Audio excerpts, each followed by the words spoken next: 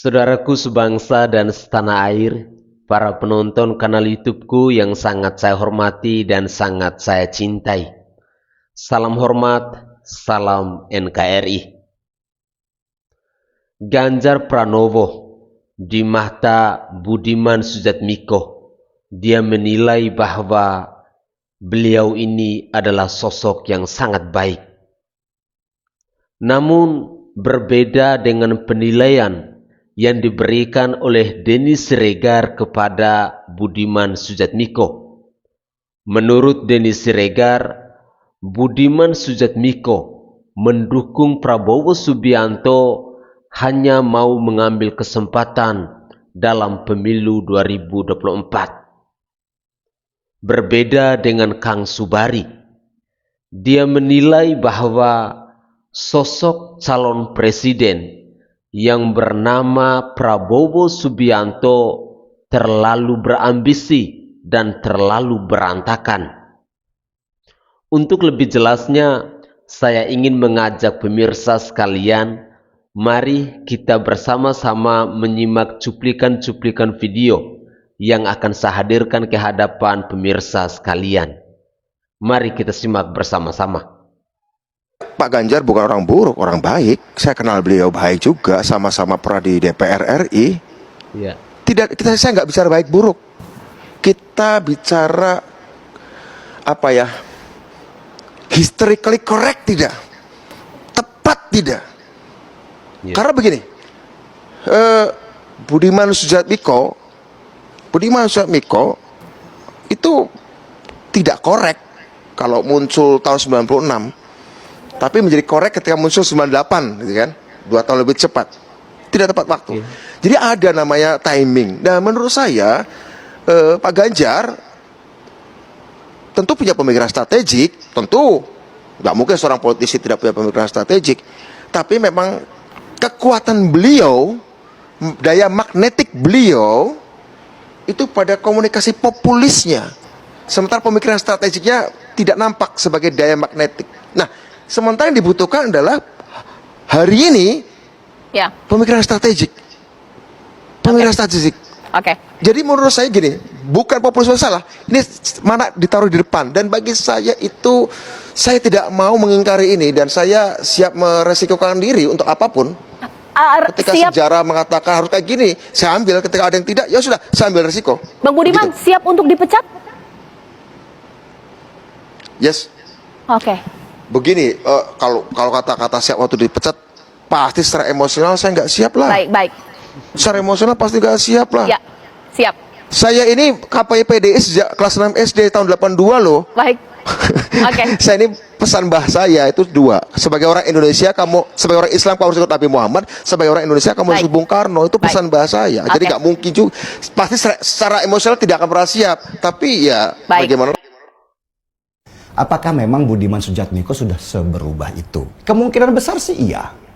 Budiman memang sudah mengubah strateginya dari pilpres terdahulu yang keras menentang Prabowo menjadi lebih lunak.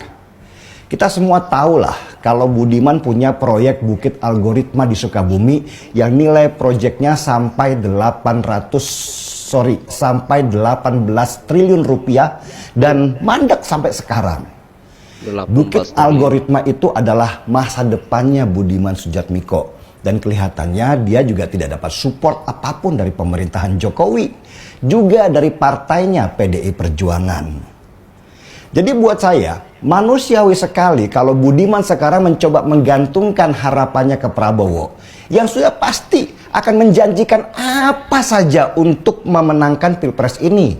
Meski belum tentu akan dia laksanakan. Yang penting menang dulu. Saya minta izin rakyat, saya maju untuk berkuasa. Kita minta izin rakyat untuk kita berkuasa. Bung, pernyataan pendek segitu aja dilihat dari lirik dan cita rasa kebahasaannya itu terlalu berantakan, Bung. Tapi itulah cermin Prabowo. Dalam berbahasa ya berantakan itu. Tapi intinya yang sudah saya duga dari awal-awal ingin berkuasa itu dinyatakan betul. Minta izin rakyat, saya mau berkuasa. Bung, berkuasa Bung.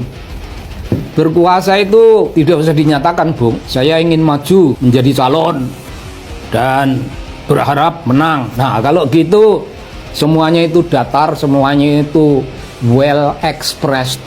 Jadi sesuatu yang memang disimbolkan itu simbol ekspresif, simbol yang terekspresi secara bagus dan punya pesona bahasa, Bung. Prabowo nggak punya itu, bukan sepele. Nggak punya itu terus ya nggak apa-apa, enggak apa-apa. Seorang calon pemimpin, ya kalau pemimpin cilik-cilian nggak apa-apa. Ini pemimpin tertinggi loh, Bung. Akan sering berpidato, akan sering menyampaikan simbol-simbol pernyataan. Mungkin mewakili kepentingan bangsa, mewakili wawasan kebangsaan, mewakili Indonesia dan keindonesiaan. Kalau cara mewakilinya dari sudut bahasa seberantakan itu, kita yang malu. Seorang politisi senior, Budiman Sujatmiko, baru saja bertemu dengan Prabowo Subianto. Pertemuan mereka berdua mengakibatkan perbincangan di ruang publik karena Budiman Sujatmiko adalah politisi senior dari PDI Perjuangan. Sedangkan kita tahu bahwa PDI Perjuangan telah mencalonkan Ganjar Pranowo sebagai calon presiden. Sebelumnya juga ada seorang politisi senior PDI Perjuangan yang namanya Effendi Simbolon yang secara visual seperti mendukung Prabowo Subianto.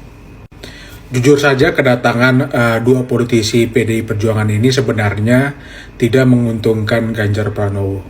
Kenapa? Karena Ganjar Pranowo pada hari ini elektabilitasnya di nomor 2. Sedangkan Prabowo Subianto sekarang di nomor 1. Mengapa Ganjar Pranowo mulai tersalib oleh Prabowo Subianto? Karena memang dukungan pendukung Jokowi mulai beralih ke Prabowo Subianto. Tim Ganjar Pranowo harus segera waspada dengan hal ini karena basis suaranya Ganjar Pranowo hanyalah pemilih Jokowi. Sedangkan Prabowo Subianto sudah memiliki basis suaranya yang berbeda dari pemilih Jokowi pada tahun 2019. Dengan ditambahnya beralihnya pendukung-pendukung Jokowi ke Prabowo Subianto, maka Prabowo Subianto memiliki dua ceruk sekaligus, yaitu pemilihnya sendiri dan juga pemilih Jokowi. Sedangkan Ganjar Pranowo sama sekali tidak memiliki ceruk pemilih lain selain pemilih Jokowi. Terlebih lagi, Presiden Jokowi juga menimbulkan atau menunjukkan gestur-gestur mendukung Prabowo Subianto yang mengakibatkan sebagian pendukung Pak Jokowi akhirnya ingin memilih Prabowo Subianto sebagai calon presiden. Ya, Pak Prabowo ini viral lagi, guys. Tapi beliau ini viral bukan karena prestasi, tetapi karena sifat keangkuhan dan arogansinya beliau ini.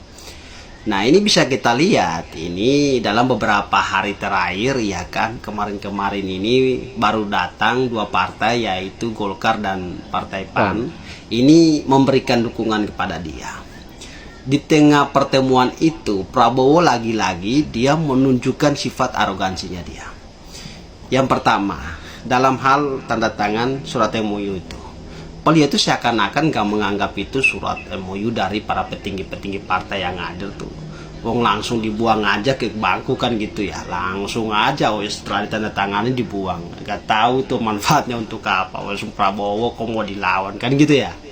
Yang kedua, soal dia minta dukungan ke rakyat untuk berkuasa. Waduh, ngeri ini ngeri sekali, guys, ngeri sekali ya. Waduh, apa ya, minta izin ke rakyat untuk berkuasa itu loh. Yang jadi pertanyaan itu rakyat yang mana, ya kan? Rakyat yang waras, rakyat yang cerdas pasti akan melihat satu, rekam jejak, dua, prestasi apa yang sudah Pak Prabowo buat untuk membanggakan bangsa ini, ya. Tidak punya pengalaman politik yang kuat, apalagi ya kan hanya mengandalkan pengalaman dalam dunia militer. Waduh. Ya. Nah, yang kedua soal prestasi bangsa apa kepada bangsa ini apa gitu kan. Ya, kalau prestasi melukai bangsa ini ya pernah ada dan itu sejarah mencatat loh, Pak. Ya. Jadi guys, ya intinya bahwa Pak Prabowo ini kan ibarat kata ya, itu seperti serigala yang berbulu domba. Beliau selama ini ya bersembunyi di balik bajunya Pak Jokowi, membawa-bawa nama Pak Jokowi. Beliau ingin terkesan terlihat seperti Pak Jokowi, dingin, ya lemah lembut, ya kan, mau hanya bekerja. Tapi sayangnya Jokowi tetap Jokowi, Prabowo tetaplah Prabowo, ya kan. Ya kata orang ini ya, bau busuk itu mau disimpan dimanapun ya, pasti juga akan dicium oleh orang. Nah, Pak Prabowo ini sifat kebusukan dia ini mau disembunyiin dimanapun ya, mau sampai kapanpun mau dia sembunyikan ya, tetap saja dicium oleh rakyatnya sendiri. Maka jangan salah kalau Pak Prabowo itu ya setiap kali dalam bertempur sebagai capres itu selalu gagal. Karena lagi-lagi kalau rakyat yang cerdas pasti akan melihat rekam jejak prestasi dari Pak Prabowo untuk bangsa ini. Kalau belum ada prestasi, kalau belum punya rekam jejak yang baik, mohon maaf Pak ya, rakyat belum bisa mengizinkan. Katanya Ketua Prabu itu dapat proyek dari Kemenhan 200 miliar. Betul nggak itu? Saya sebagai teman prihatin kalau itu tidak benar. Kalau benar bagus, kerjakan dengan baik, jangan bermasalah hukum, dan mudah-mudahan itu membantu Anda. Katanya Ketua Prabu itu dapat proyek dari Kemenhan 200 miliar. Betul nggak itu? Budiman sudah merapat, Effendi Simbolon tinggal tunggu waktu. Menurut saya Budiman Sujatmiko bukan kehilangan idealisme, tapi karena gempuran pendekatan yang makin humanis, ya, ide-ide dia kemudian ditampung, kesempatan dia berekspresi dan mengaktualisasikan diri juga ditampung dengan sangat terbuka, dia menjadi luluh. Dia menjadi, oh, saya bisa titipkan harapan saya di sini kalau begitu. Sementara di tempat lama mungkin ya, dia ngerasa idealisme dia udah nggak tertampung lagi. Dia ngerasa cita-cita dia nggak dapatkan tempat lagi. Bahkan mungkin aktualisasi diri dia juga tidak mendapatkan ruang lagi. Nah, dalam politik hal ini bisa membuat orang berubah. Jadi menurut saya Budiman Sujatmiko kemudian mengalihkan gitu, pilihannya menjadi mendukung Prabowo, menurut saya masuk akal saja. Walaupun dengan konsekuensi yang berat tentu. Menurut saya Effendi Simbolon juga tinggal tunggu waktu juga ini. Mendukung Prabowo, kemarin udah mendukung tipis-tipis di acara Simbolon sedunia kan. Habis itu dipanggil oleh PDIP, dia bilang ya dia tetap setia sama PDIP, tapi tinggal tunggu waktu aja kalau sudah begini. Dan tampaknya memang Prabowo bertransformasi menjadi muridnya Pak Jokowi, ya, muridnya Pak Jokowi yang lebih suka merangkul, lebih suka bicara persatuan, lebih suka bicara kebersamaan, lebih suka bicara kemajuan Indonesia. Assalamualaikum warahmatullahi wabarakatuh. Salam sejahtera untuk kita semua. Saya Muhammad Bobi Afif Nasution, Wali Kota Medan, ingin menyampaikan dan ingin mengajak untuk sama-sama kita bisa memilih pemimpin yang sudah jelas track recordnya seperti Bapak Ganjar Pranowo untuk bisa kita pilih pada Pilpres 2024 nanti. Dan untuk seluruh kader PDI Perjuangan dan seluruh simpatisan, ayo kita menangkan PDI Perjuangan hat-trick khususnya di Kota Medan, dan kita ajak masyarakat Kota Medan untuk memilih PDI Perjuangan. Merdeka!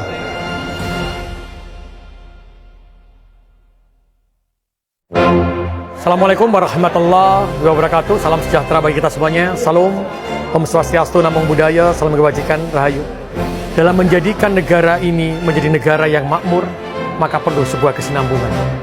Lanjutkan perjuangan Presiden RI Joko Widodo. Tidak ada yang lainnya. Hanya Pak Ganjar Pranowo yang bisa melanjutkan perjuangan beliau karena memiliki visi misi yang sama. Ayo untuk seluruh warga negara Indonesia, ketika ingin negara ini menjadi negara baldatun thayyibatun wa rabbun ghafur, kita bersama-sama sukseskan pilih Ganjar Pranowo. Ojo lali cari wong Surabaya, Ganjar Pranowo sing paling apik, paling oke, paling amanah. Matur nuwun, wal muwaffiq ila thoriq. Wassalamualaikum warahmatullahi wabarakatuh. Salam sejahtera bagi kita semuanya. Salam, Om Santi, Santi, Santi Om.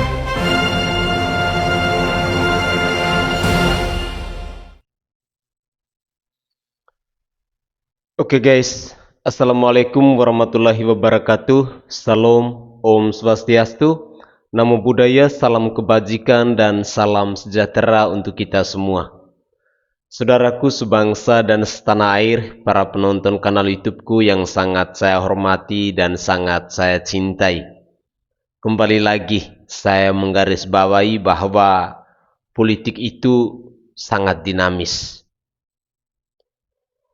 Sebuah alasan yang mungkin bagi para pendukung Ganjar Pranowo tidak akan masuk akal ketika tiba-tiba seorang Budiman Sujatmiko yang adalah kader PDIP, dia mendeklarasikan dirinya mendukung Bapak Prabowo Subianto. Tetapi seorang Ganjar Pranowo di mata Budiman Sujatmiko, dia adalah orang yang baik. Ganjar itu adalah orang yang hebat. Lantas, kenapa Budiman Sujatmiko malah mendukung Prabowo Subianto? Apakah dua alasan tadi bisa kita terima yang disampaikan oleh Budiman Sujatmiko? Tetapi kembali lagi saya katakan bahwa politik itu dinamis. Mungkin ada benarnya ketika seorang Denny Siregar, dia mengatakan bahwa ada proyek senilai 18 triliun rupiah. Ini tidak main-main. Bukit Logaritma diketahui adalah proyek besar yang dimiliki oleh Budiman Sujatmiko. Dan juga seorang Denny Siregar sudah mengatakan bahwa proyek Bukit Logaritma ini selama ini tidak mendapatkan suntikan dana dari seorang Presiden Jokowi. Apakah atas dasar ini lantas seorang Budiman Sujatmiko meninggalkan Ganjar Pranowo dan mendukung Bapak Prabowo Subianto? Apakah seorang Budiman Sujatmiko merasa yakin bahwa di pemilu 2024 nanti Ganjar Pranowo akan kalah dan Prabowo Subianto akan menang sebagai penerus dari Bapak Presiden Joko Widodo? Kang Subari menilai bahwa Prabowo Subianto terlalu berambisi untuk menjadi seorang pemimpin. Karakter dari seorang Prabowo Subianto terlalu berantakan. Ini bukan saya yang omong ya, tetapi Kang Subari tadi.